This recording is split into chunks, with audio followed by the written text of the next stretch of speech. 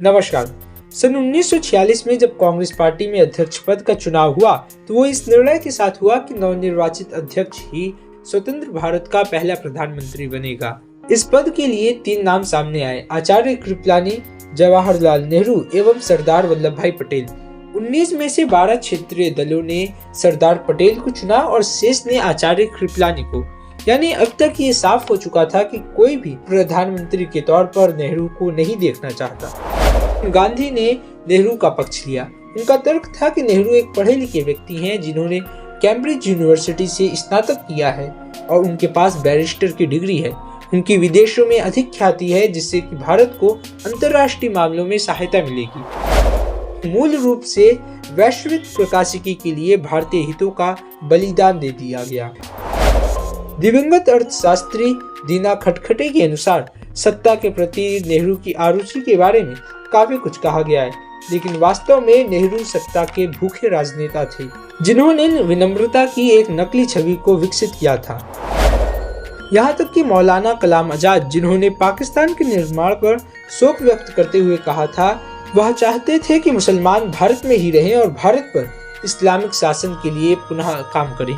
उन्होंने भी नेहरू के प्रति अपने समर्थन पर खेद प्रकट करते हुए कहा था कि मैंने अपने सर्वोत्तम निर्णय के अनुसार काम किया। तब से जिस तरह से चीजें आकार ले रही हैं, उससे मुझे ये एहसास हो रहा है कि खुद को खड़ा ना करना या सरदार पटेल को समर्थन ना करना यह मेरे जीवन की शायद सबसे बड़ी भूल थी। भारत और विशेषकर सनातन धर्म के प्रति नेहरू के पूर्वाग्रह सिर्फ उनके अंग्रेजी दृष्टिकोण के कारण नहीं है, बल्कि इसलिए भी था क्योंकि उन्होंने हिंदुओं के प्रति मुस्लिम घृणा को अपने अंदर समाहित कर लिया था। प्रसिद्ध इतिहासकार सीताराम गोयल का एक प्रचलित कथन है कि यदि भारत को जीवित रहना है तो नेहरूवाद को मरना होगा।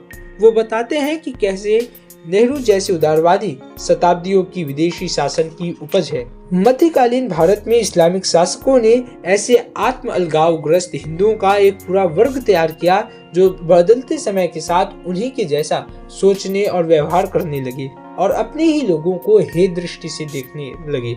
जब उन लोगों को किसी इस्लामिक आयोजनों में आमंत्रित किया जाता था तो वे प्रसन्नचित्त होते थे क्योंकि वो शासक वर्ग का भाग बनने जाते थे। उनके पक्ष में केवल यही कहा जा सकता है कि उन्होंने न केवल किसी कारणवश इस्लाम संप्रदाय को अपनाया बल्कि वो इस्लाम में विलीन हो गए और इस्लामिक साम्राज्यवाद के ट्रोजन हॉर्स बन गए।